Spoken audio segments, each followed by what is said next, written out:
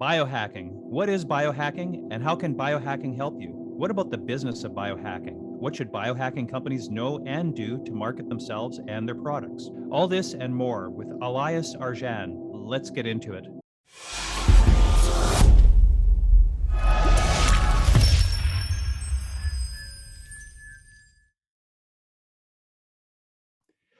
Hey everybody, welcome to Bernie Chats. My guest today is Elias Arjan. And Elias, I first met him about, I don't know if you realize, Elias, we go back over 10 years. Really? We met It's at a been that long? marketing conference. Right.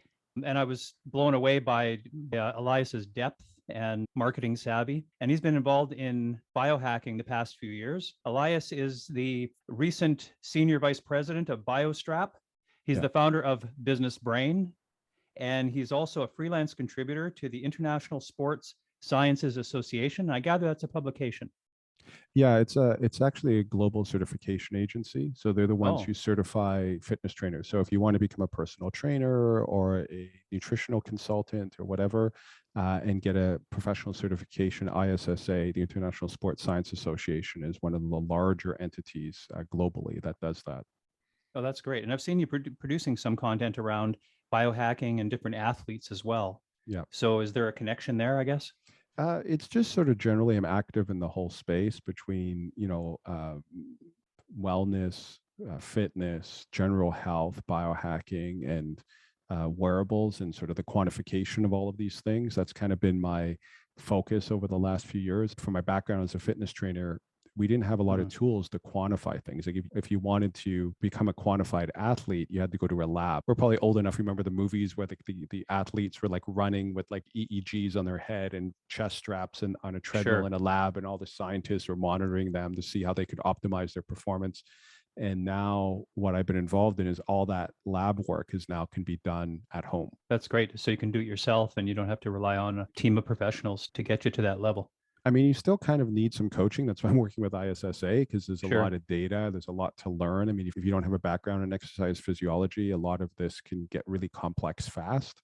But I've been of the belief that as we democratize access to these technologies, we're going to also have to upskill either the general population and even the existing fitness coaches. The existing infrastructure of fitness, health, and wellness needs to step up, basically. And ideally, a lot of consumers can start to become, what is called like a prosumer. So they also have to get some education. So I really have been a big advocate of going in that direction. How do we educate ourselves? How do we educate our professionals? And how do we upskill our knowledge so we can improve our health, optimize our performance, increase longevity? There's so much that's happening in this space, and I'm fortunate enough to be embedded in it. But if you're not, a lot of people don't realize that there's so many things we know now about how to become healthier that just literally we didn't know, and we didn't have access to these technologies, even 5 years ago. It's moving very quickly. Maybe we could step back a little bit and just talk a little bit about what biohacking is. And, for people that are going to be listening that aren't familiar with that term. Biohacking is kind of an open source term. So it doesn't necessarily have a refined description, but the typical description being used is that if you're a biohacker, you believe that there's a way that you can hack your environment externally or internally to optimize your performance, your health, and your life. Within that, there's a couple suppositions that I should cover. Immediately, the fact that hacking is a computer science term. So people think biohacking is a very modern idea, but it's actually not. Our hunter-gatherer ancestors, hundreds of thousands of years ago, started biohacking. You could even go so far as saying cooking your food is a form of a biohack, right? It changes the way that you're ingesting your food and the reactions in the body, right? Eating certain types of plants and minerals, and they made herbal salves, and all these different things were ways of using our intelligence, our skills, and our resources to change the environment externally, or do something that changes our internal environment. Nowadays, a lot of people think biohacking just means this like high tech kind of complicated stuff. And a lot of the really simple things are often the most effective. And I've been featured in a lot of magazines where they've tried to turn the story that biohacking is for the rich, so to speak, or for the ultra wealthy, because I have to admit there are certain things in longevity medicine, stem cell therapies and ozone therapy treatments and certain supplements that are so expensive that the general public won't be able to have access. But a big part of what I've been trying to do in my work in educating around this is talk about the things that everybody can access. And then if you find success from those, then maybe you'll be inspired to invest in the next stage. If I'm a runner and I'm Mhm. pacing myself to have a certain heart rate and trying to maintain, let's say, 155 or something like that, and not go over, because apparently there's an optimized level that's going to have the most fat burning, and going Right, beyond that is not helping you, right? Remembering from my running days, right. I'm a swimmer these days. But anyway, is that a form of biohacking? Yes, I would say to even take that a little bit further into the way it's often practiced now is a lot Mhm. of times people are doing now high intensity interval training. If you just wanted to burn fat, you Mhm. want to keep your heart rate at a steady zone to stay in a fat burning zone, because as soon as you increase that heart rate, you're going to burn a lot of carbs, right? So you're going to pull from glycogen storage. But if you do high intensity interval training where you do a burst of max effort sprints and then just to go back down to a trot and then max effort sprints, you can get the cardiovascular benefit of a 1 hour run in 15 minutes. That's an example of a biohack, because a lot of biohacking, especially in our modern era, is often about shaving the time off of what we invest into our health. Like, how do we hack it to make it, so instead of working out for 2 hours, I work out for 20 minutes or 30 minutes, but I make it really effective and I get the same Mhm. results. So to me, the word optimization comes to mind. Yes. And so it seems to me that if you're an athlete, if you're not, if you're just somebody who exercises, or even just anybody who wants to optimize your body's performance and the way that your health is sustaining you, let's say, then you're trying to optimize these functions. And what I'm thinking is that that's kind of another word for biohacking. Absolutely. There are some people who just use the word now health optimization I see. Okay, great. is to be synonymous with biohacking. I sometimes, though, the way I've seen it, and just been my experience being in this community for the last 4 or 5 years now, I tend to break biohackers into about four different categories. Hmm. And so for me, the optimizer is a category. So there's the Hmm. people who are probably already healthy. A lot of times they're even already athletes, maybe high performing CEOs or executives, and they already have things pretty dialed in their life, but they want to get that edge. They're trying to Hmm. optimize themselves to get that extra bit, and that's why, I think a lot of biohacking became very popular in Silicon Valley. And you hear about the, Jack Dorsey of Twitter and some of these other biohackers that are in that category that are doing all of the techniques that we found. But that's one category. I find that there's other people that come to biohacking. One of the other groups that people often don't even recognize exists is a lot of people come to biohacking because they were to some degree felt like they were failed by the health options that were provided.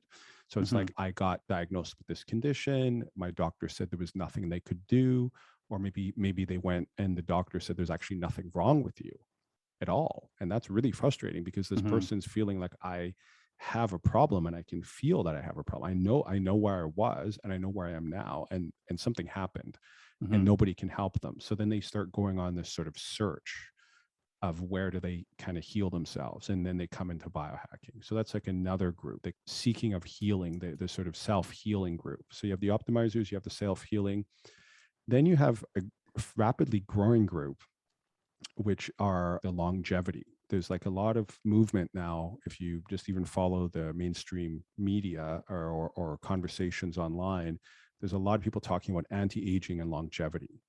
And Hmm. that's a form of hacking, right? It's like kind of like a life hacking, like how do you Hmm. hack your body so that it doesn't break down? So there's things like, for example, mitochondrial health. When I was a fitness trainer, nobody was saying, oh, well, here's how we optimize your mitochondrial health. Nobody understood how to do anything there. But now there's supplements. I'm sure you might have seen people doing like cryotherapy or Yes. cold plunges, or I Cold think you're, showers. That when I yeah, go to the cold pool, showers. there's cold showers actually set up there so people can use them. Yeah. And so that's Yeah. that's about mitochondrial health. Right.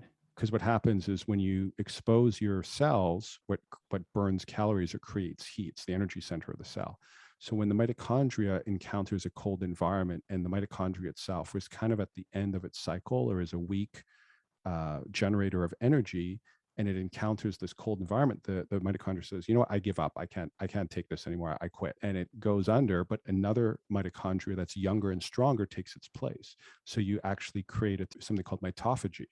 So essentially you're burning out your weakest mitochondria, and that's a good thing because you're replacing it with fresher mitochondria. So you get all of this like cascade of endorphins and health benefits from mitophagy. So that's why those cold plunges are so effective. So I see. that is something that's used across the board. So, if you have maybe if you're one of the people in the health concerned group, or health problem groups, maybe that's probably not the best hack for you to be using.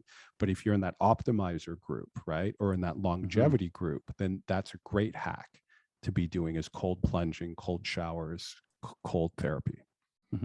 Great. So that's three of them. You've got the optimizer, the healer, and the longevity. What is the fourth?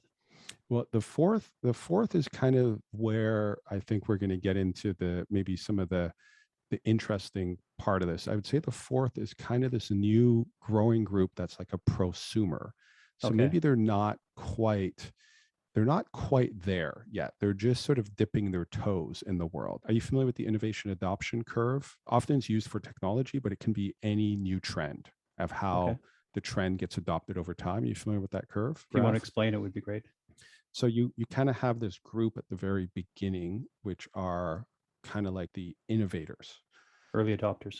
Yeah, well, actually, they're before the early adopters. They're even before that. The innovators is a very small, narrow group. These are the people who are like, they're writing the book.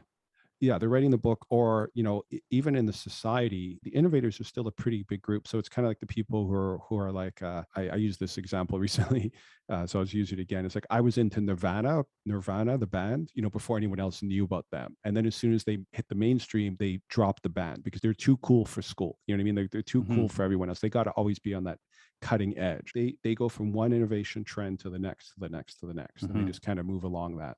I can relate. So they're a small group, right? They kind of just follow these innovation trends. Then the early adopters is when, after the innovators have started to kind of drift away, they're the people who are still have not as risk adverse as the majority. So they have some willingness to take risk. And when I joined biohacking, or at least I feel like I've always been a biohacker, but when I started identifying with this group myself, we were kind of at the end of the innovator phase. And so over the last, 4 or 5 years, I've seen the early adopters come in and growing. It's a growing movement now. And then in this particular concept, there's something called the chasm, when you have to go from early adopters to early majority.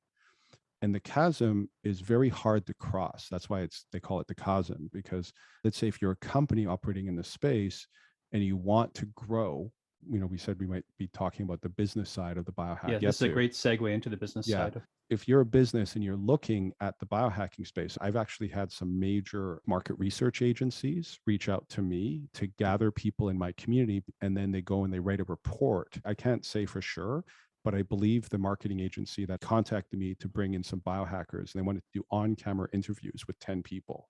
To get to them to explain, like, what does it mean to be a biohacker? Why do you believe in this? What do you do? What do you think? What's your day like?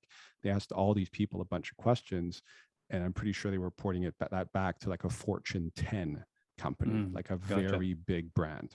Right. I can't say for sure who, but a very large brand is trying to understand this market, because they know at some point this trend is going to go across that chasm and start to reach the early majority. And that early majority is, if it's a bell curve, right, and you're here, right, we're at this chasm, when it hits early majority is when it goes up, and then you get to that midpoint, and then that's when you have a very high adoption of this new trend. So we haven't gotten there yet. We're probably right, depending who you're asking. I'm talking to people working in other companies in this space, and I think we're either at the apex of the chasm, like we're just about to enter a new phase, or just before. There's still a lot of growth that's going to happen in this industry. It sounds like part of that is awareness too. I think that the word biohacking, I think, is going to become more familiar with people, and that's probably part of jumping the chasm. Does that make sense? Yeah, it does. I think what's actually, be quite honest though, I think it might not make it with that term intact. I think part of what is happening as we start to move into this phase is the term biohacking is being dropped by a lot of companies. So a lot of companies that picked up on that early on and were using that term, now they're either retreating from it, or some of the newer companies that are coming in are not using that. They're using things like mitochondrial health or longevity or anti-aging or personal Right. optimization or personal performance or, all of these other terms rather than use the word biohacking, because biohacking sounds a little extreme. Because at the extreme edge of biohacking, and I didn't talk about this group, I guess I could say this is the fifth group Yeah. in the biohacking community, which is, probably the most extreme wing, if you will, are the people who do at-home labs where they do their own gene editing. They're putting, trackers inside their own arms, right? I actually watched a BBC documentary last night in preparation, and they were interviewing a gentleman who, you might have seen this one, who was Right. embedding chip, and there was a young lady too. They had embedded Yes. chips in their hand that Yeah. allowed them to interact with their iPhone and different devices, like for Yeah. instance, keyless entry into your car, Yeah. stuff like that. We got to include that group because that's kind of Mhm. where the term biohacking kind of became popularized in some Mhm. way. And then, like, in the minds of a lot of the public, that is what biohacking is still. Right, especially So with when, documentaries like that, pushing yeah, that narrative, right? yeah. So then when you talk about biohacking as a form of self-optimization or Mhm. optimum fitness performance, they go, well, that's not what I thought it was. Mhm. So, like I said, the term, is rather fluid. So can I bounce an idea off you? Sure. Marketing. And this gets to my passion for target marketing, I guess. Right. It sounds like people entering the market in the business side might sort of bypass the term biohacking and drill right down on longevity, optimization, and those other terms and just latch onto one of those terms rather than biohacking. Yeah, I mean, it depends Something on along how that you line. kind of want to position yourself, right? Because if Right. you want to appeal, see, the thing about the biohacking community, though, as well, is the people who identify with that term probably identify with it rather strongly. Like, I just Mm-hmm. came from a biohacking conference. I had a couple thousand people at it. And Mm-hmm. there was a lot of companies there that would probably never consider themselves a biohacking company, but they got a lot of business from that audience. Right. So, as a company, do you want to keep an aspect of your business appealing to this group? And like I said, that's why we're at this chasm. Like, is this Right. thing going to grow, Mm-hmm. and this community is kind of going to start capturing more of the social awareness, or is the term going to have to get dropped? Is the industry Mm-hmm. goes off on its own? And that's kind of the phase we're at. There's a lot of unknowns here. And I guess But that leads to kind of the age old problem with trying to preach target marketing to people is they don't want to cut segments of the market off, right? right. They want to say, no, I don't want to just appeal to longevity people. I want to appeal to the optimizer and Yes. the other people as well. So depending on their scope and their product, they may drill down or they may not, right? Yeah, they may want to just really target, that optimizer persona, and their ad would be like, are you a high performing executive? Would you like to improve your performance 10%, Exactly. 5%? You should be taking this ketone supplement before your next meeting. And Yeah. that individual on Facebook who sees that ad, that's going to Right. really resonate, right? Because it's like, Yeah. really, there's something I can do that can, like, focus my awareness. That there's a lot of science that shows that that's going to optimize my cognitive function, focus my awareness, make me more alert, make me a better speaker, make me respond faster. So yeah, I'm going to buy that thing, even if it's expensive, Yeah. because I also, too, that group tends to have more capital available for these types of purchases. Right. And getting to that sort of avatar model we were speaking and resonating right with your audience rather than trying to talk to everybody. And as they say in marketing, if you're trying to talk to everybody, you're talking to Talking to nobody. nobody. Yeah, Right. absolutely. And Yeah. and I strongly, I mean, I think you've attended some of my marketing talks, right? Like, I've said that I say that every talk, right? Oh, is that right? Good. Yeah, because people always say that to me when I try to give them marketing advice. I go, who's your ideal client? And they go, oh, Yeah. well, we serve everybody. Yeah. And I'm like, that's the wrong approach. Yes. The Wrong people who answer. don't know that, unfortunately, and again, don't want to insult anybody who's a business person, but that's just not the right approach for marketing. You have to know who you're speaking to. Your value proposition has to be in their language, like that example I just gave, Yeah. right? So you could even have the same product, and this is what why Mm-hmm. digital marketing has become so powerful, because you could have the same product now, but you're talking to that optimizer persona, but then you're talking to somebody else, right? So now your next ad for someone on the longevity side for that same, we use the same example, like a ketone. So these supplements that essentially activate your ketone, put your body in ketosis, because you're taking an external ketone supplement. So Uh-huh. this is what I'm talking about, which is pretty powerful. The science and the research on this.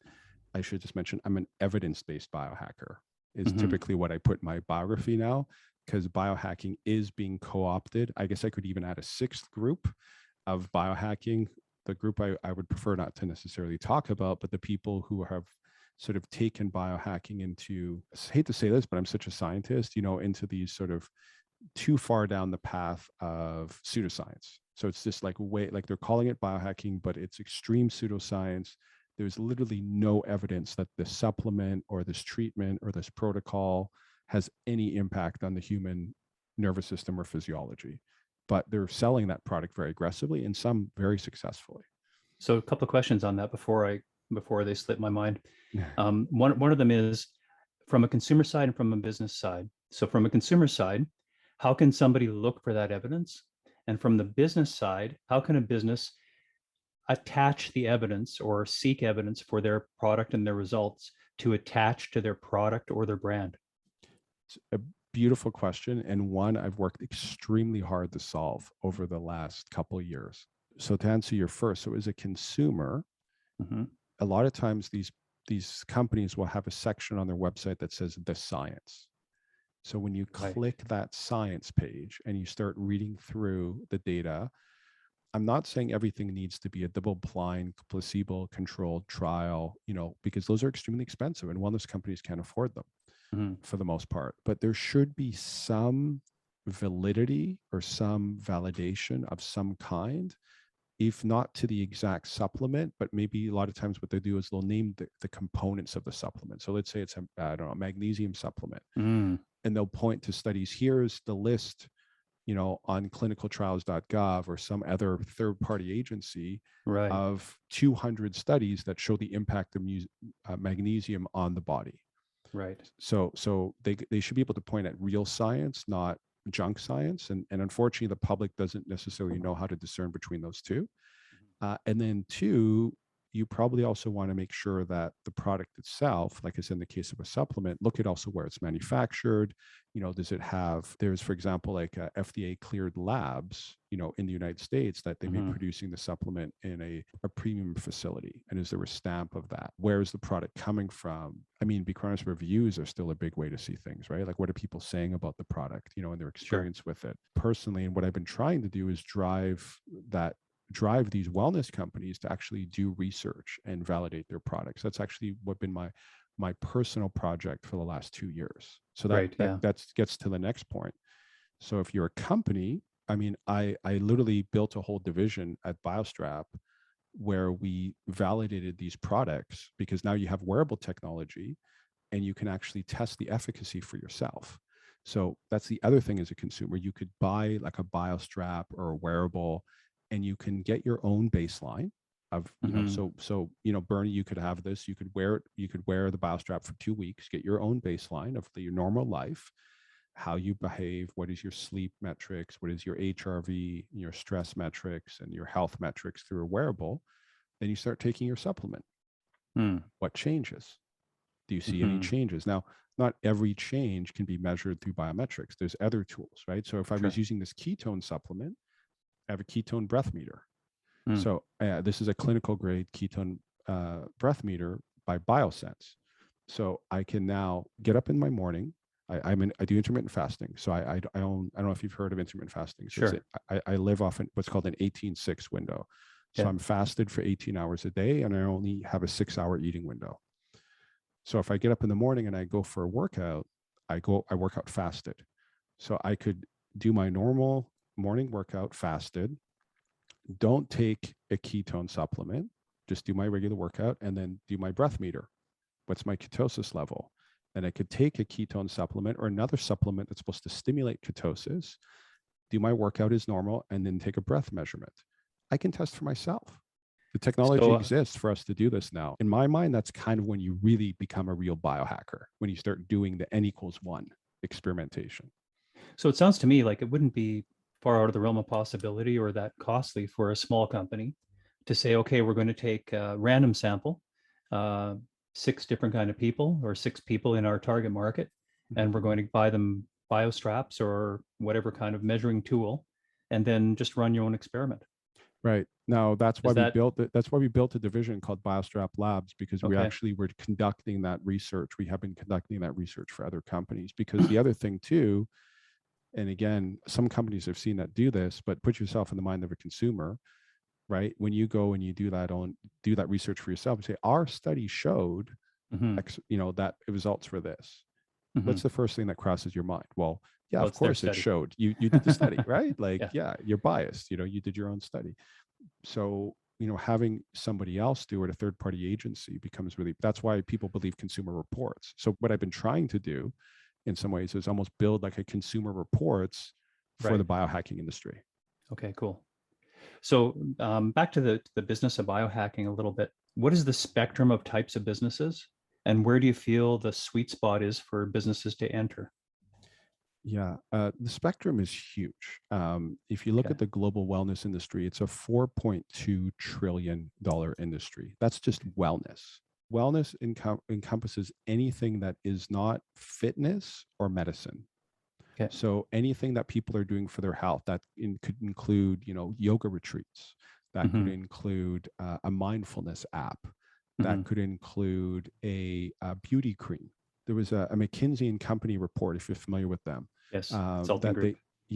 the consulting group, they did a great assessment that's very timely. They released it this year, because they said that because of COVID and the pandemic, that 79% of consumers have said that wellness is become a much bigger priority for them than it was previously.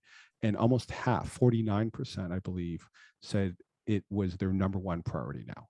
I actually think the pandemic has created we're going to see a surge of Hmm. fitness, wellness, and health products and Sure. services explode over the next like 3 to 5 years.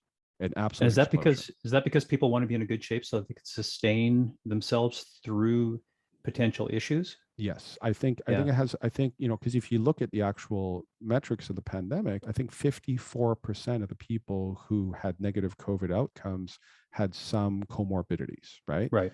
So it's basically, if you are already dealing with a health condition, your chances of succumbing to Hmm. any type of disease, Yeah. it goes up exponentially. And we are at a place, unfortunately, despite all of the efforts of the fitness and wellness industry over the past 4 decades, we have an unhealthier population today than we've ever had. Sure.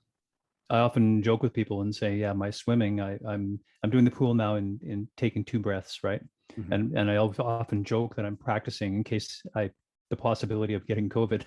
Right. Yeah. So I'm Yeah. building my lung capacity up, right? Yes. So Yeah. that's one component of biohacking. Coming back to that earlier example of the Hmm. cold plunging, is when you put your body under a certain amount of stress, you're increasing what's called your anti-fragility, become Mm. anti-fragile, right? And the ultimate example of anti-fragility is like the Navy SEALs. So you become harder to kill. Right. It's like these are guys that, will jump in the ocean, swim without, underwater, Hmm. jump out, run for 3 hours straight to complete a mission, Right. and the whole time, if you took their heart rate, they've kept it lower even at a sprint than your average person, at rest. Like Wow. they've trained their bodies so well that, that their HRV and their heart rate and everything, their bodies are so optimized, because they train to just also keep cognitive awareness, so they don't get the amygdala hijack. They don't get, the Hmm. stress doesn't take them over, because, when that happens, your decision making capacity, goes Sure. down to zero. Like when you're in a state of fear, you can't make decisions, Hmm. right? You're in pure fight. That's why I call it fight or flight. Right. So this idea of how do we make ourselves more anti-fragile, to me, that's actually, in my own personal life, my personal way of viewing this, that has actually become my number one goal. And people don't realize people don't quite understand the nature of that goal yet. But I think people have picked it up during this pandemic, that I probably should be a little more optimized for my health, right? Because Right. if I don't want to succumb to something, and to some degree, the reason that this has been um, such an unpleasant experience for the global health is because we have become, I heard somebody say the other day on a podcast, actually, that we have a kind of cultural type 2 diabetes. we've become, very comfortable and kind of fat on the land, so to speak. That's what happened. Type 2 diabetes comes from an excess of caloric consumption. Like there's just an excess of food and calories available to the body, and you kind of burn out your ability to operate and your metabolic capacity, your metabolic flexibility, and you basically become metabolically dysfunctional. And again, the thing that's great about something like type 2 diabetes is it's actually it's reversible. There's many clinical studies showing people reversing type 2 diabetes. I see it and I hear about it all the time, but it's not easy. So we don't necessarily have to be, sick and tired. We can just decide we're sick and tired of being sick and tired and do something about it. Sure. So people getting into the business, for our viewers, you're in the United States, you're in Los Angeles, right? Yes. And I'm in Canada, in Vancouver. So here I've talked to people who've developed different products, and right. even though they're products, you'd never consider it a medical device, Right. but they've had to get medical certification from the Canadian Yes. government. Yes. So for people getting into the biohacking business, whatever product they have, if they're going to pursue the biohacking market, or if they're developing a product that's for wellness, what kind of certifications and limitations do they have that way? And where does the need for medical certifications and not having to get medical certifications, where does that leave off? That's a very potent business question. So I was Yes, it can cost people a lot of money. yeah, if you make that don't- mistake, if you make Yeah. that mistake wrong, so there's two parts to that question. Okay. If you want to get into the business and you want to be on the wellness side, which is a lot of people see it's a much easier market to get into. Obviously, if you get into a bit more of the medical and health side, you can potentially at the end be more profitable, but the upfront investment will have to be extremely high, right? So if you want to get to market faster, and a lot of companies kind of pursue both. A lot of times they'll pursue a wellness strategy, generate revenue, or maybe get developed in that market, and then maybe release a more higher quality medical version at a later date, Right. unless they're already in the medical space. By higher quality, you mean more technical and more Well, sophisticated, let's say? Yeah, kind of. I mean, a lot of times it has more to do with claims. That's the Right. big thing. It's about claims. So, Mm, you can say my supplement makes you generally healthier. Okay, right. fine. But if you say my supplement reverses type 2 diabetes, you're going to get in trouble very fast if you put that up on social media, right? Right. So you cannot claim to treat or cure or manage any disease. So, there's a lot of people who try to tread this line. And Mhm. I think right now there's an ultra sensitivity to this. So if you're a company thinking about going down that line, I would not go there. I wouldn't try to cross that line. It's not the right time. There's a lot of focus on the types of claims. There's a lot of companies that had been making immune claims for years and never got in trouble. But during the COVID pandemic, they said, hey, improve your immune function with our supplement.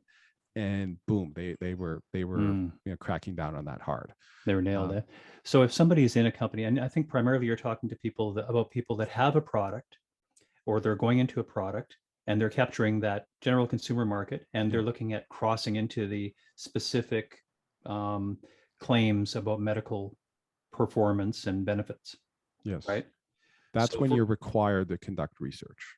So for those people, where can you direct them to, or how can they get the information they need to inform themselves about what steps they should take and what kind of costs and considerations there are in doing that? So, each country has its own regulatory system. Sure. So, of course, Let's talk in the US, United States. it's FDA. In the US, it's Health Canada. And the bottom line is, if you're a company considering going down that path, under no circumstances should you do that without an expert. I'm not an expert in regulatory. There are people who are extremely specialized in the regulatory pathways, and they tend to be people who have worked for these agencies, and they really understand the mechanisms of how this operates. And like I said, it's a capital investment. You're going to have to hire somebody to guide you through the process. You're going to have to pay for a lot of research. You're going to have to spend, potentially 1 to 2 years going down that path. But there's just to give you an example of the business side of this, there are some companies that I've seen that have raised a seed round, let's say, of a high amount of money, let's say $10 million, which, in VC funding is a pretty big seed, right? You haven't really built anything yet. You're just saying like, we think we can do this thing. So they raise that 10 million to go down this path. Then they do this whole thing down the medical path. And the day that it gets FDA clearance, they get acquired and everybody makes money. Right. So they literally, they had this idea. They felt that the market didn't have a competitor. They made sure that they were the first to market with FDA clearance. And literally, they've never sold anything the entire life of the company. The day it gets FDA clearance, they get purchased. So that's a real expression of the value of getting FDA clearance. Yeah. And even a potential milestone that new companies should be striving to as either a step or a goal.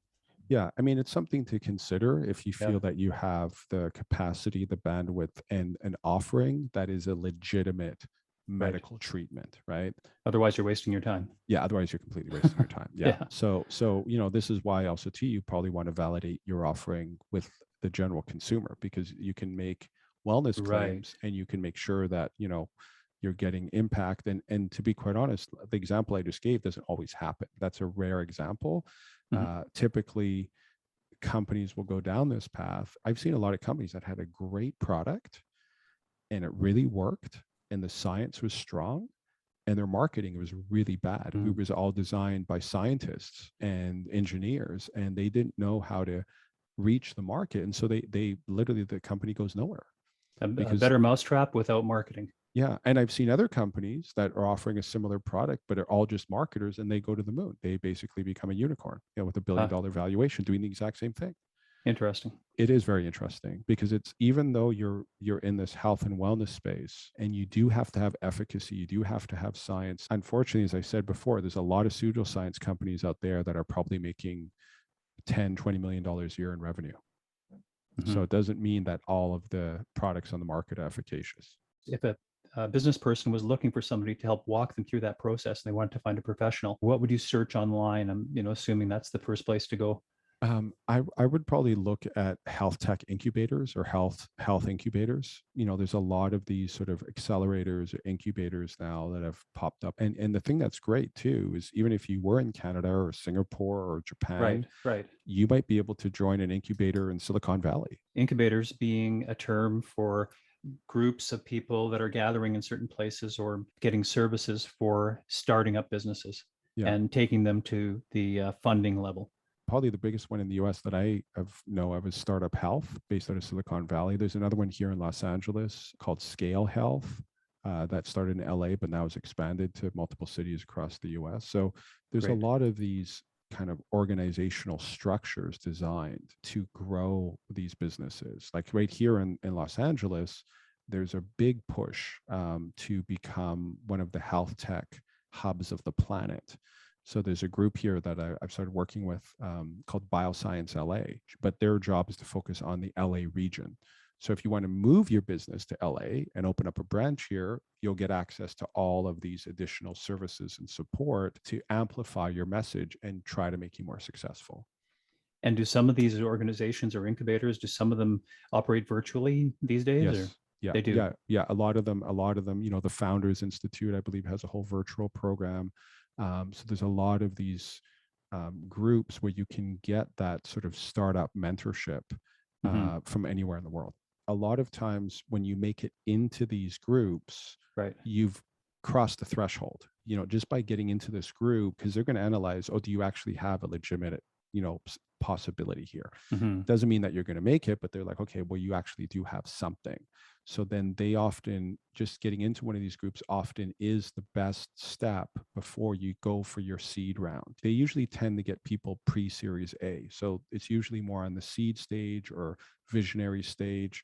And some of them even help you find co-founders. Like some of these ones that I've seen recently are even inviting people to come in without even a fully realized idea. They're just looking for, here's a really smart guy in health tech, and here's a really smart gal in health marketing, and they're going to be in the same project. And if there's a synergy there, then they end up building the company within the incubator itself. So there's all sorts of these models happening right now. So it sounds like a great litmus test too, to see if somebody else besides you and your family thinks this is a great idea. Yes, Yeah. absolutely. Because if you submit your idea to all of these different groups, Hmm. I mean, because a lot of people do that friends and family round, right? But what happens if you can't pay your friends and family back, right? Hmm. That's not a good Very position to be in. dangerous. Yeah, it's not a good position to be in. So, yeah, For you may sure. think you have the best, business idea in the world, but if the people who are the experts in the industry and you submit to incubator after incubator, group after group, and they all say no, might be, I'm not saying give up, right? There's a lot of these. What was it, like Henry Ford was, and Edison tried, I don't know how many thousands of times, before Yeah. they got it. So that we hear these stories all the time. And he Um, figured out several ways not to do it, right? yeah, yeah. So I'm not saying give up, but I'm just saying, it's a good sign that maybe you want to tweak what you're doing if all of these groups just think you don't have something unique, because Hmm. they see this all day, right? They see Hmm. health tech companies or health science or these companies come again and again and again at them, and the ones that stand out, they put in this accelerator or incubator or group, and then they start to help them build their business. So what if somebody has an established business? We could probably talk about this on two different levels. One of them is people that are inventing a business or inventing a product or developing a product. And the other one is people that are going to be marketing somebody else's product, say in their region or territory. Right. I know when I met with you in Los Angeles a couple of years ago, you brought me and my associate around to a number of biohacking businesses that were at, Right. was it the Westwood Mall? That was one of them. Yeah, that was. I think we went to Next Health That's right. in the We went mall. Yeah. to about 4 different biohacking companies Right. that had different products, and some of them were set up to be like franchise models almost, where Yes. somebody could say, "Okay, my territory is North Carolina, let's say," and be the one that's setting up these clinics around North Carolina.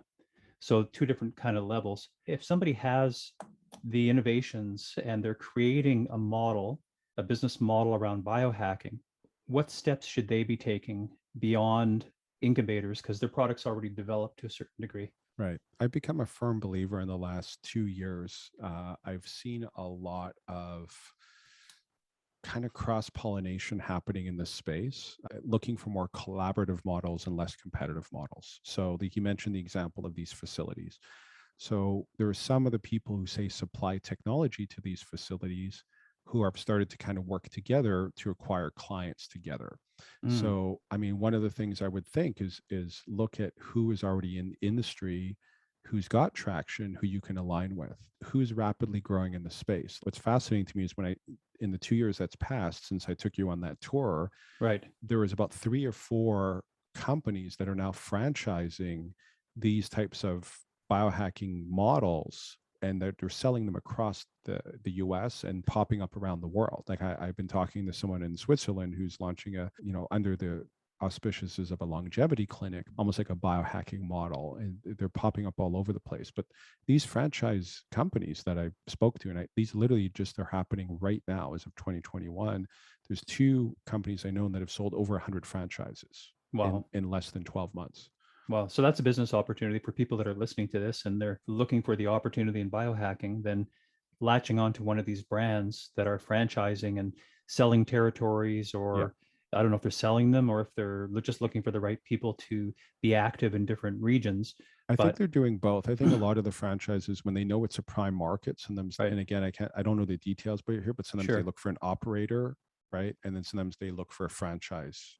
And I'll even name the companies if you want me to, if I Yeah, I can. was going to ask you if you can name the companies we visited in Los Angeles, Sure. and just to give an idea of what kind of companies are around and what they're doing in this space, because some of it was quite innovative. And by the way, it was great to have the opportunity to tour with you, and it was very generous of you to spend your time in Los Oh, yeah. Angeles. Yeah, sure. So, Next Health is one that when I showed you, they had 2 locations in LA. Since then, they've opened one in New York and one in Hawaii. So now they have 4 locations. It's privately owned. You can look them up. And what do they Next, do? they're more on the medical side. So they do everything. They do everything from IV therapy and sort of longevity NAD IVs to cryotherapy, red light therapy, but a lot of medical innovations. Co-founder is a physician. What is red So light therapy? Sounds a little risque. That's the red light devices, photobiomodulation. It's actually called. So Okay. photobiomodulation, your body actually reacts. People are using this for like skin healing, anti-aging for wrinkles. Again, mitochondrial health. There's a number of different reasons, but they have these kind of thing like a tanning bed, but it's actually a different spectrum of light. It's not going to increase the melanin in your skin and make you darker. It's actually going to change your cellular health or optimize that in some way. Now that I think about it, I tried one in Victoria that a doctor there had set up. Yes. It Yeah. was her side hustle. So there's some of these ones that are kind of like even the Medi Spa world Mhm. has started to pull in biohacking tech. So you Sure. can go to a lot of these Medi Spas and get that. There's a lot of these functional medicine doctors that have gotten into anti-aging, right? Even some naturopaths, for example, have been practicing a lot of this with their IV therapy in different ways. Okay, so this screams to me business model, right?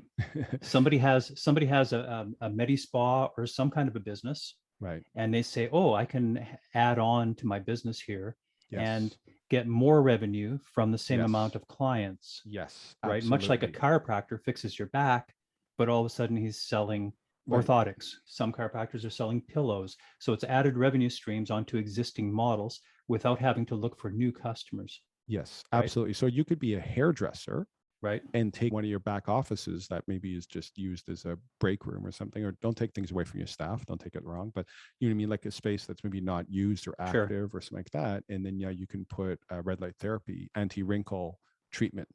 And then you can Right. now have people pay to get, oh, I want the anti-wrinkle treatment. I mean, red light therapy is often used in hair growth, or you can, bring in something else along those lines. That's actually what my consulting company does, is help Okay. people understand what is possible. We analyze what you're doing, and then how could you start to implement what we're talking about into your existing business model, because people want to have access to this, but they don't know what to do. Right. They often don't know what products are good. If you look up red light therapy right now, you're going to see 10 dozen companies. And then you're going to see these really cheap red light devices on Alibaba that are like half the price or a quarter of the price. And you're going to be like, well, why don't I just buy those? Right. Should I buy those or should I buy these ones? Because these ones say they're better. And how do you know? You don't know. Right. So this is why I have a consulting team of people who are experts on this, who have been in this space, Right. for years, if not decades. Sure. And you're playing with your own health and your own skin and your own, Yeah. well-being. Yeah. Right? And especially if you're providing a service to clientele, maybe if you're a home person and you're buying it for your own use, I mean, yeah, buy the cheapest one on the market. But really, if you run a commercial brand, that you're going to seat all the people in the cheapest chairs possible when you're doing their hair, right? You're going to buy a professional chair that's going to be durable, and that's going to provide the comfort to your clients that they deserve. Yeah, you have potential liabilities as well, and longevity of the product. Do you want to be having to replace it? And if you have to replace it, is there a gap time where you're not able to service customers and you're losing that revenue, right?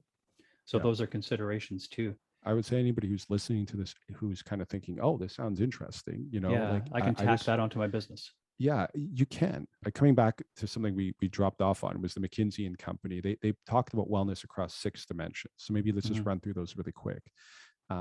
One is better health, which is not just medicine and supplements. It could even go all the way to medical devices. But again, as we talked about earlier, that has to be cleared through regulatory. But there's telemedicine, there's remote healthcare, there's personal health trackers, there's all these different areas that can still be wellness, but it's more about improving general health, right? So it's like, how do I really optimize my health? And that was kind of what we talked about, people who want to make sure they're more anti-fragile, shall we say. The industry that's, of course, been very strong in this space for a long time was fitness. So, we all have had experiences, I'm sure, with the fitness industry, good and bad. But again, with the pandemic, people, talk about the COVID-19 10, right? They put on their 10 or 20 pounds from quarantine, the quarantine 10. So, people are trying to return to new fitness levels, and we have all these different tools. And as I said, hacks that trainers can use if they know how to use them to shorten people's path to success. So better health, better fitness, better nutrition, This can cover everything from nutraceuticals to diet plans to, now we have all these companies that will ship the meals to your house, and they arrive ready to go. And some of them are actually pretty healthy and pretty good. So, there's a lot of people looking for food options that are simplified, easy, and also cost effective. The beauty industry has always been on the edge. Like sometimes people think of the beauty industry as not necessarily being wellness. A lot of people think of the beauty industry being more, shall we say, vain.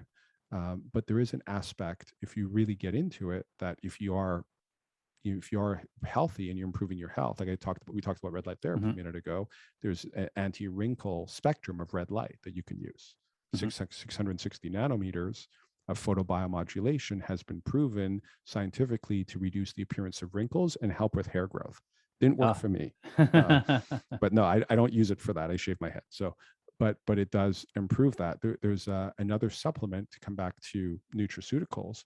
There's a supplement that a company I work with as well, something called Spermidine. And so they're called Longevity Labs, and they have a product called Spermidine Life, which pretty much everybody who takes this finds that their hair gets much thicker.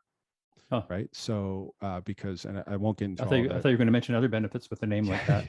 Yeah, I know it's a weird name, Spermidine. It literally does have an origin in what it sounds like, but it's not made from that. So just to be clear, it's made from wheat germ, but it is called Spermidine, and it is probably going to be after resveratrol. It is now probably going to replace resveratrol. If anyone's ever heard of that, is probably the number one anti-aging supplement in the world. It's really growing momentum fast. So better health, better fitness, better nutrition, better appearance, right? Beauty, better sleep. For the longest time, we've lived in this culture where a badge of honor has been like, I don't sleep. I only sleep 5 hours a day, and I work 12 hours a day, and then I work out, and then I do this and I do that. And, I never stop. And now we're finding the people who do that drop dead of a heart attack, or, have all sorts of health problems at some point in their life. So you kind of can't cut out sleep. I'm sorry to say, if you think you can, especially if you're younger, maybe you can do that for a little while, but it will catch up to you. There's something called sleep debt. There's sleep accounting. The body keeps score, and you keep cutting down on sleep, you will suffer the consequences. So we realize now we have to sleep better. So now you have all these mattresses and sleep trackers and melatonin supplements and all of these things people are doing to optimize their sleep, because it's probably the best thing that's ever been said around this, is that sleep is the ultimate performance enhancing drug, because every natural compound that the body creates to optimize your health happens during sleep. It's recovery. It's the recovery time. It's where all of that gets regenerated. And if you're not getting the right sleep, there's even something called the lymphatic system in the brain and spinal cord. We only discovered this a few decades ago, that the lymphatic system actually massages, like the lymphatic system or the circulatory system, it massages the brain and cerebral spinal fluid and actually cleans it at a certain stage of sleep. Wow. And if you don't get to that stage of sleep, you actually don't, and it's very possible that's predisposes people to all sorts of neurocognitive decline. So get your sleep, people. Don't just go chintz on it. Yeah. How do you know if you're getting enough sleep? Get a sleep tracker. There's a biohack. Get a sleep tracker. Get a So good we used one. to say there's an app for that. Now it's a biohack for that. Yeah. Get a sleep tracker. As I said, I worked for BioStrap for a long time, and it's an incredibly good sleep tracker. BioStrap.com. Go get yourself one. Excellent. And then the last one. So better health, better fitness, better nutrition, better appearance, better sleep, and better mindfulness. This is kind of the funny one. If you talk to people about meditation, I remember I started studying yoga. Geez, I'm going to age myself here, but probably 25 years ago. I started practicing yoga. And back then, there wasn't yoga class. There wasn't yoga studios on every corner. Back then, I had to go to an ashram to study yoga. There was nobody that was teaching yoga on every street corner. So, I did a lot of pranayama and breath work, and went and studied Buddhist meditation with Tibetan Buddhists. So, but now as you said, there's an app for that. How many mindfulness apps are there available right now? I mean, go look up mindfulness on your app store, and I don't even know how, I couldn't even count the number of apps that are going to come up. So mindfulness has gone mainstream. And that's another dimension, and potentially, I guess, since we're talking business, another aspect of the growing business opportunity here. The McKinsey report you mentioned, would you be able to provide me with a link to that, and I'll put it in the show notes? Yes. You were mentioning the companies that we visited in Los Angeles. Yes. Yeah. So you mentioned one of them, and there was 3 others, I think. Yeah. So we went to see Dr. Hill, my favorite neuroscientist at Peak Brain LA. He's trying to democratize neurofeedback. Currently, neurofeedback is a treatment that you usually have to go see a clinical psychologist. They do it in their office. It's very expensive. And there's very limited access to these practitioners. I mean, they're very hard to find. They're only in maybe larger urban centers, and even to get one or find one that's good it's a whole challenge.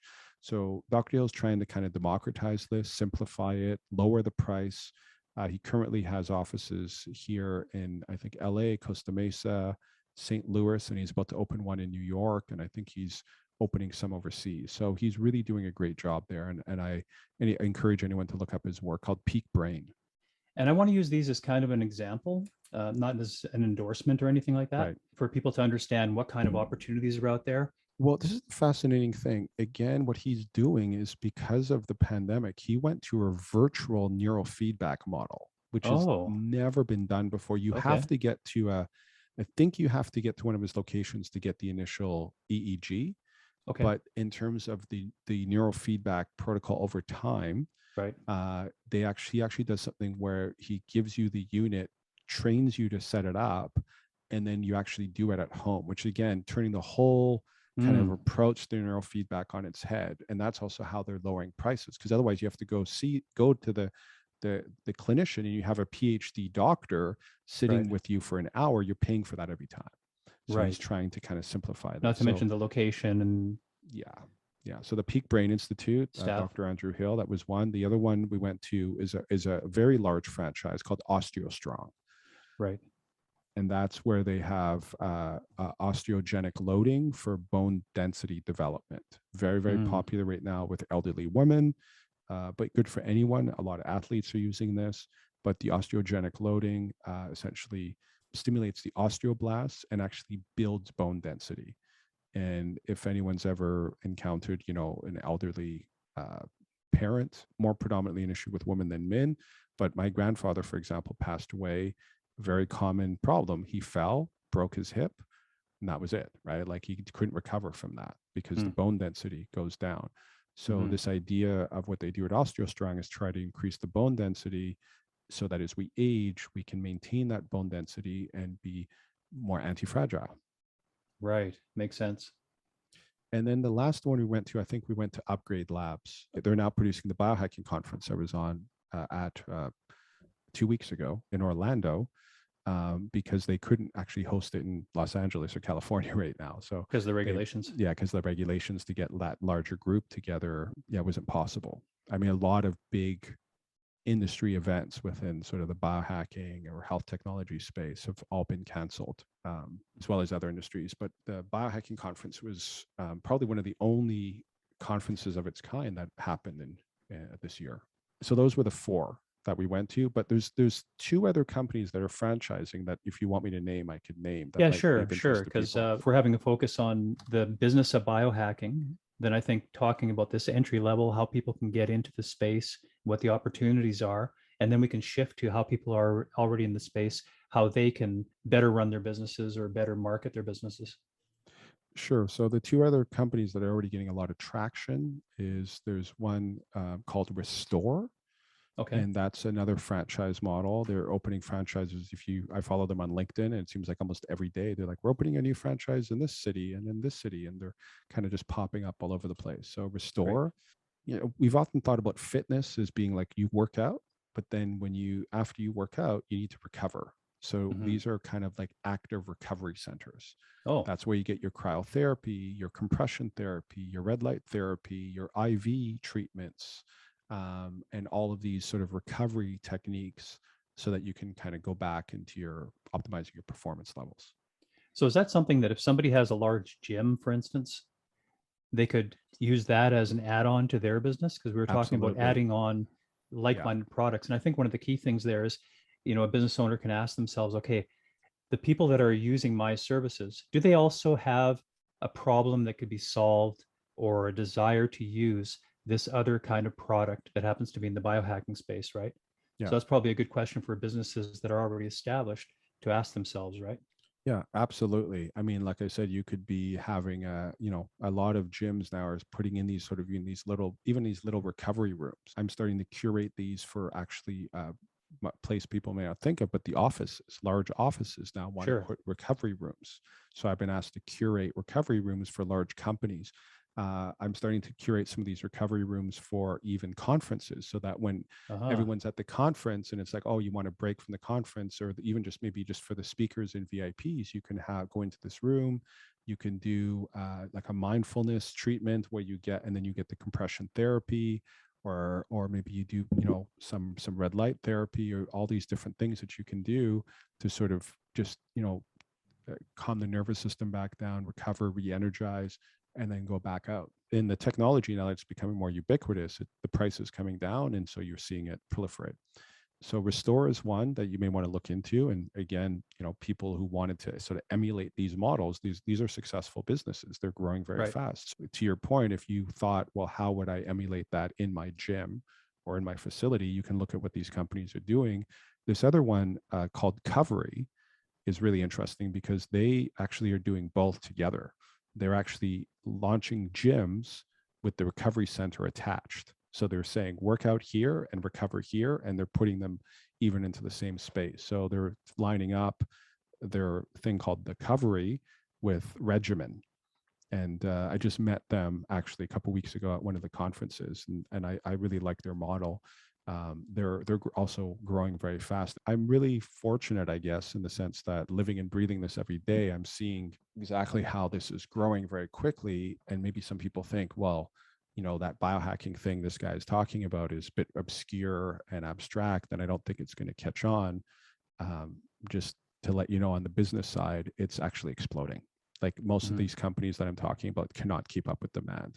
So if you did want to look into something like this and wanting to consider how to get into this as a adjunct to your existing business, or if you're looking for a new business or a new place to invest, this is probably, I think, one of the fastest growing industries in the world. Great. And I guess using a lot of the ideas that we talked about before to verify if it's, quantifiable results, if it's an investment worth its salt, then I guess those are some of the tools you could use and some of the things to look for.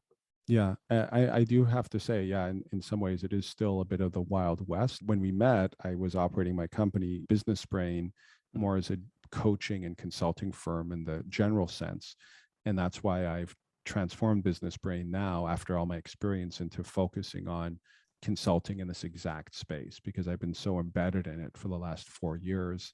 And I have brought on some other consultants that are very embedded in that space, because I guess, like I said, there is still a lot of pseudoscience out there. So just tread carefully if you don't have that experience. I guess would just be my little caveat.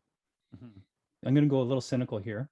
So what about when somebody has a business, and if they're delivering results, say, to 90% of their people, but there are a few people coming in that are not feeling like they got the results they wanted? Do you have any tips for business owners, people in the biohacking space that are having to deal with that? I don't know if that even makes sense, that question. No, that's actually a brilliant question, Bernie. Okay. Something that probably most people wouldn't think of asking. And I guess the thing that we also talk about in biohacking is there's something called N equals 1. I mentioned that a little bit earlier. I'm not sure if you caught it, but the N number of a study refers to the number of subjects in a study. So when you're validating a drug and the efficacy of the drug, you got to put a very large N number. So let's say you got to study, let's put a really big number, for example, 5,000 people. And so it has to be efficacious for a certain percentage of those people. Now, a lot of people don't realize that even a new drug that has been approved might be efficacious for less than 60% of that N number. So that means that even though there were 5,000 people in the study, and 2,750 had a good outcome, then that means there's a lot of people that nothing happened for. And potentially could even, some of them times even have negative outcomes. So people have to understand nothing works for everybody. Nothing. So if you're encountering that, you're not doing anything wrong. In fact, if your number was 90%, if 90% of your clients were having positive outcomes, you're a rock star. If 80%, 70% are having good outcomes, you're a rock star. I would say that just understand you're never going to please everybody. And you're always going to have, I would say the realistic number is 30 to 40% of the people who try these therapies will find ones that don't work for them. Okay, so how do you manage that as a business owner to minimize the potential effect on your business, let's say, of having people that might not feel like they got the full value? Is there, I'm assuming, some kind of disclaimer at the beginning, and then some kind of a follow-up method, or what kind of advice would you have for people that just want to have a good process in to make sure that they're educating their clients and setting realistic expectations while still marketing and being able to sell their service and product? Yeah, I really like your thinking here, Bernie. You're really covering a lot in a detailed way, and I appreciate that. I think that's great. I think you should just be honest and transparent and be like, red light therapy has been shown in many studies to regrow hair, but it doesn't work for everybody. But why don't you try it? But here's the problem. Most people, when it comes to fitness and health, give up before they turn the corner. Right. I mean, we've all seen that. Like when I was a personal trainer, all these people would come and they would work out for a certain period of time. And then they would be like, well, I don't have a 6-pack abs and I've been coming for 6 weeks, so I'm going to quit.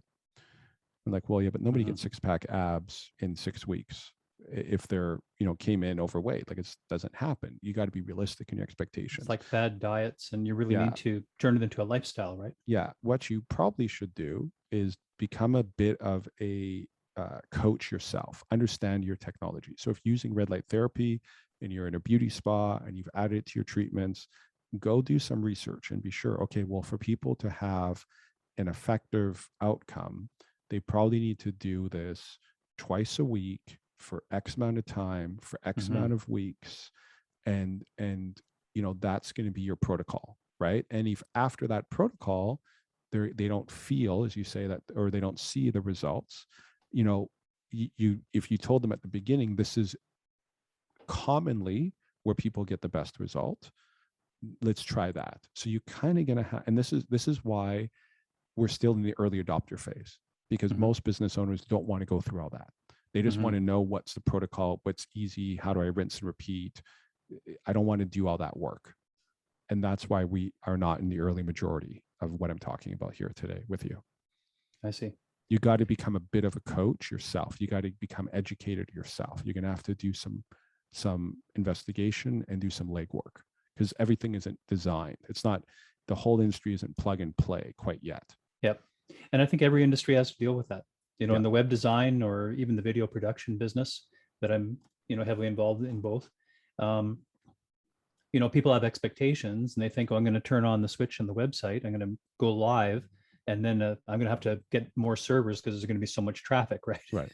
And that's just not the way it works, right? You have what you put into it is what you get out. It's proportionate. Yeah. And again, think about the very early, it's become very easy to get good quality microphones for home use.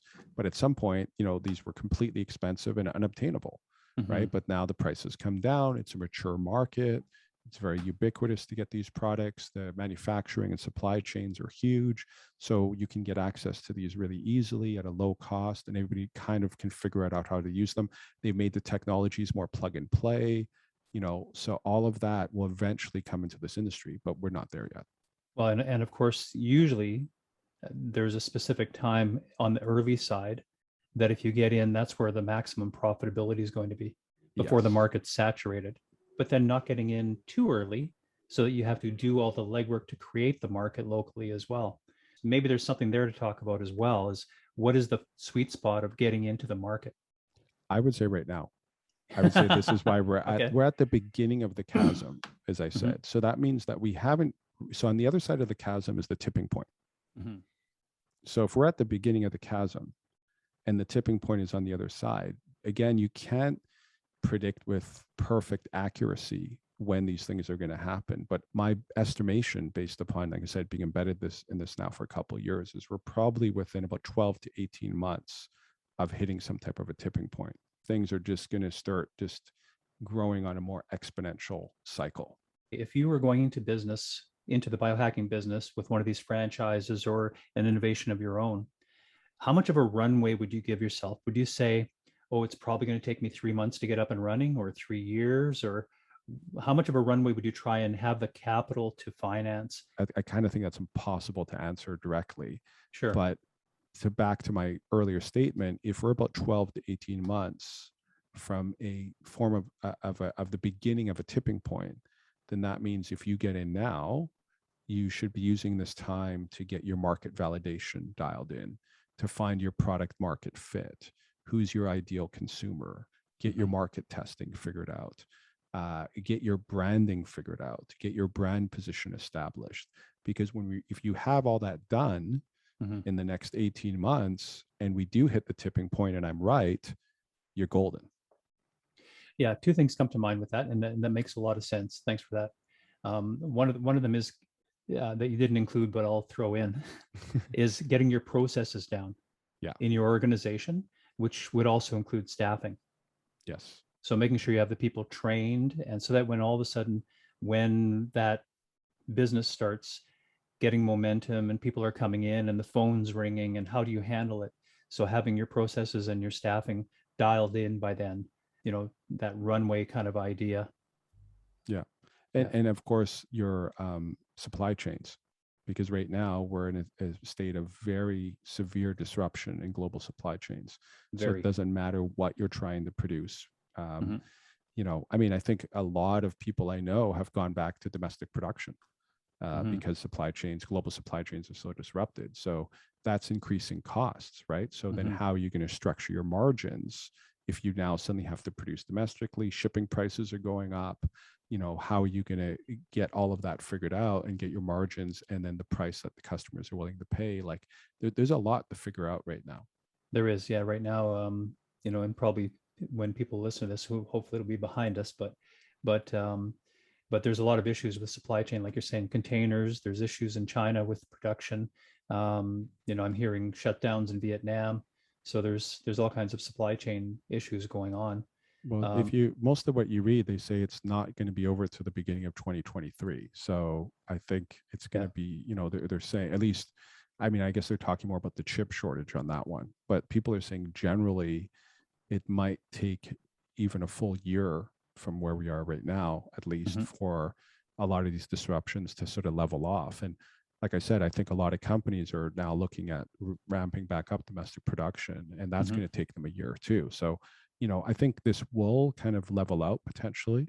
But again, back to that earlier point, now's the time to get that figured out, because if this thing does hit the tipping point 18 months from now, and then you start, how much are you missing of You're behind the 8 ball. Yeah. Yeah. So why don't we shift a little bit to marketing now? Okay. I'm thinking on a couple of different levels. One of them is, who are the target consumers for this product, right? We've got the 4 different markets, and I'll go through them again: the optimization, the health, the longevity, and the prosumer. Those are the 4 markets that we've been talking about. Yeah, the health concerned, I guess, just to add the quantifier to that. Sure. The people who are like seeking to get healthy, or they're concerned about their health because they actually had a condition or are trying to stave off a condition.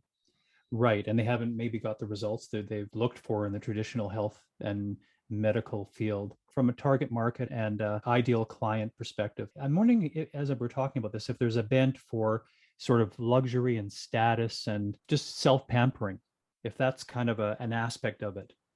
Yeah, I would definitely say, I think all of those 4 groups, though, have slightly different motivations, right? So I would say maybe the optimizer is probably a little bit more around that thought, but the longevity obviously probably skews older, right? So that you could have a 20-year-old optimizer, but you probably don't have a 20-year-old person concerned about anti-aging, right? Right.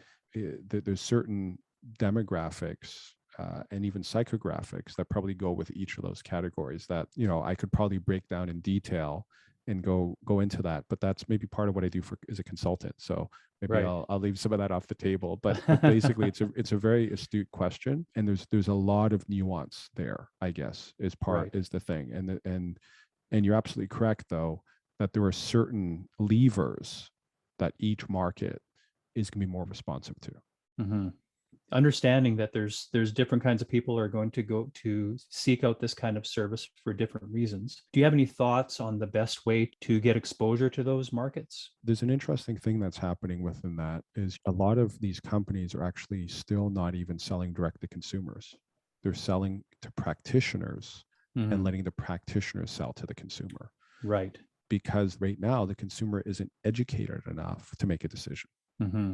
I'm working with and have worked with a lot of companies that have made that choice. So they maybe sell to consumers on their website, but they focus their business model around a practitioner portal and a practitioner distribution system, or potentially an affiliate-based distribution system where you partner with influencers who are educating the audience, and then that's how you're reaching the end consumer.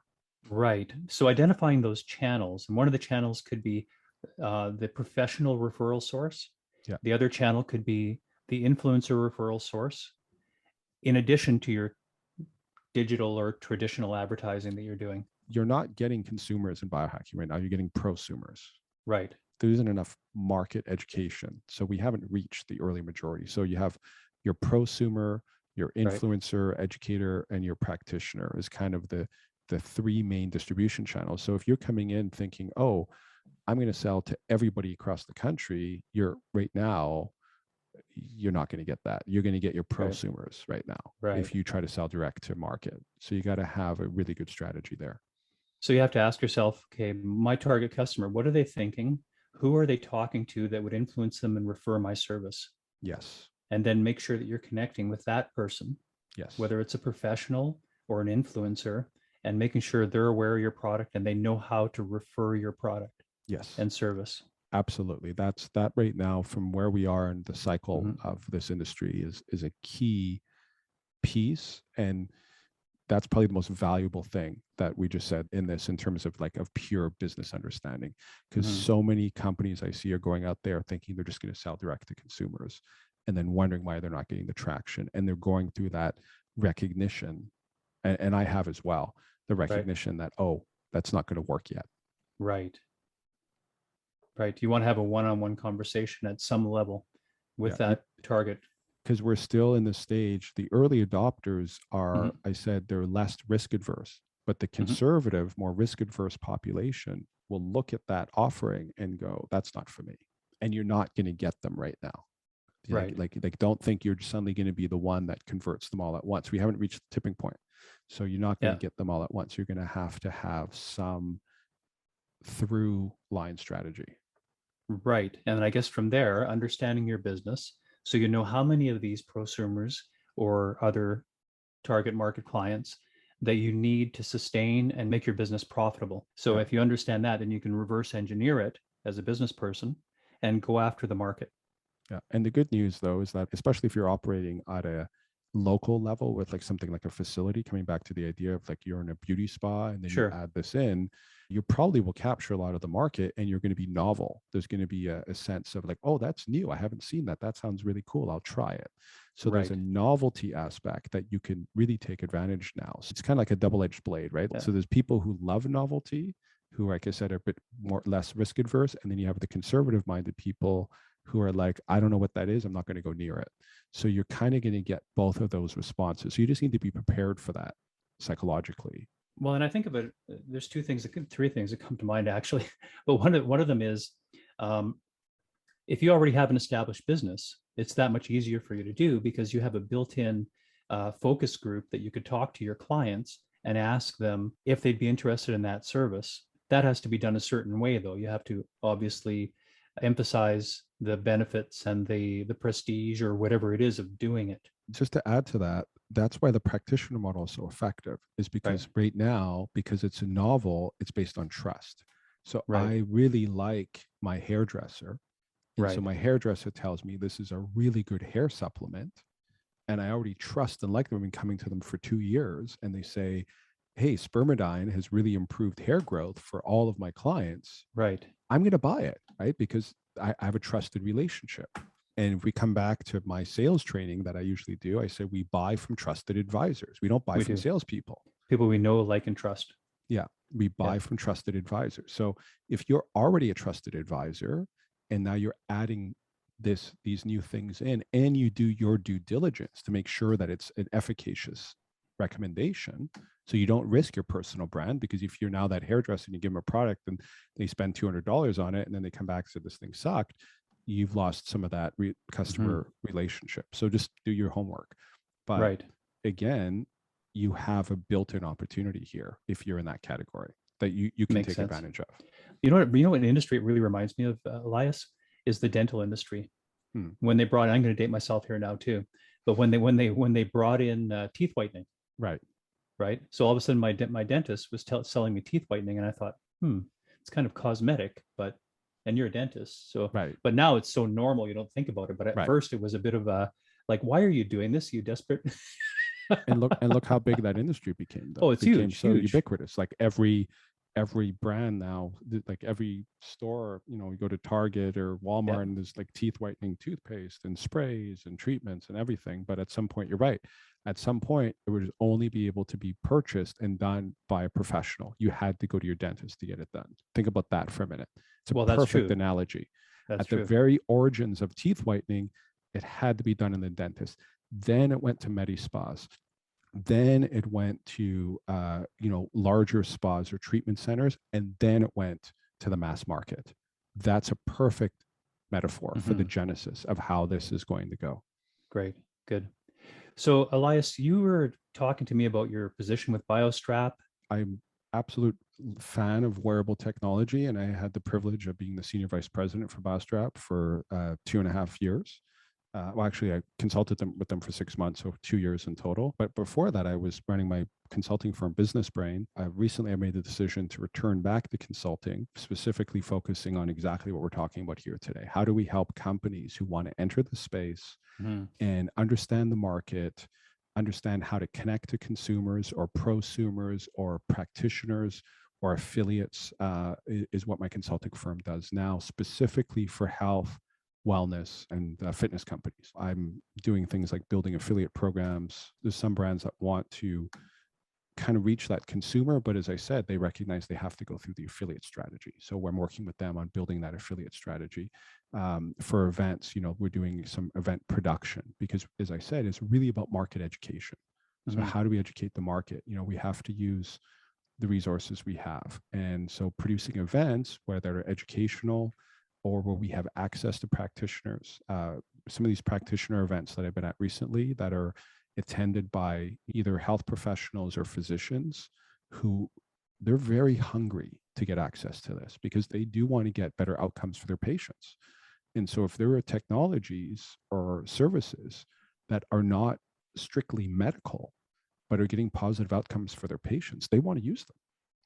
And so there's a whole new field of functional medicine, cellular medicine, longevity medicine that is overlapping the whole biohacking industry that we talked about today. So there's a lot of layers to this, and there's a lot of complexity, and but there's also a lot of opportunity. And so that's what Business Brain is here to kind of help companies understand. How do you take advantage of that? That's awesome. Yeah, you're in an exciting place at an exciting time. Yeah. So that's incredible. So how can people reach you? I'm assuming there's a website. Yeah, I'm currently, I don't know when this is going to come up. I'm currently redoing the website because Business Brain still reflects a bit of my old sort of branding. And I brought on some new consultants to work with me on this project. But businessbrainllc.com is the main website. If you want to know about me, and once this podcast goes up, Bernie, I'll put it on my podcast page on eliasarjan.com. So I have a list of some of the work that I've done, some of the philanthropy work I do. I like to help charities raise money. I volunteer my services as a speaker and MC and auctioneer to help charities raise money. So if you're a charity or nonprofit that is looking for some help, I like to do that as my sort of philanthropy work. I did get paid at one point to be a professional auctioneer, but now I just do it for my kind of my give back to the world. Yeah, you're no stranger to the stage, are you? No, I've been, I've been on we didn't really get into much of my biography, but yeah, I've been on film and TV. I've been on stages all over the planet. So I have a background as an actor and a performer. And so, and I said an auctioneer doing benefit auctions, art auctions, charity auctions. Great. So some of that is on my website that you can find. And how do you spell your name, which is your URL? Sure. ELIASARJAN.com. Also to LinkedIn is my main social media platform. Right. So if you look for me on LinkedIn, that's probably the best place to find me. And I hope to take a snippet of this and put on LinkedIn, Bernie, because that's where I like to share what I'm working on right now. And I think the conversation would be of great interest to some people on that platform. Good. I hope it is. Even help me learn a little bit about how to drill down into some of these things today and the types of questions. Because, when you're embedded in something, it's sometimes you get myopic about it, right? Because you're so close to it, you sometimes don't see it at a distance. Sure. And so I thought your questions today really helped me get some perspective on how other people might feel looking in. And so I appreciate that. I think it was a great conversation. So, yeah. Elias, see what happens when you get two great marketing minds together. Yeah, that's right. Elias, thanks so much for joining me. And like I said, you're in an exciting place at an exciting time. So I wish you the best with Business Brain and your future endeavors in the world of biohacking. All right. Thank you so much, Bernie. It was a real pleasure to be here. And thank you for the opportunity to share what's going on in this new frontier. Thanks, Elias. Over and out for now. Thank you. And that concludes this Bernie Chats. I hope you enjoyed it. Thank you so much for listening. Please subscribe, like, share, and feel free to comment. Thank you for supporting the channel. I look forward to seeing you on the next Bernie Chats.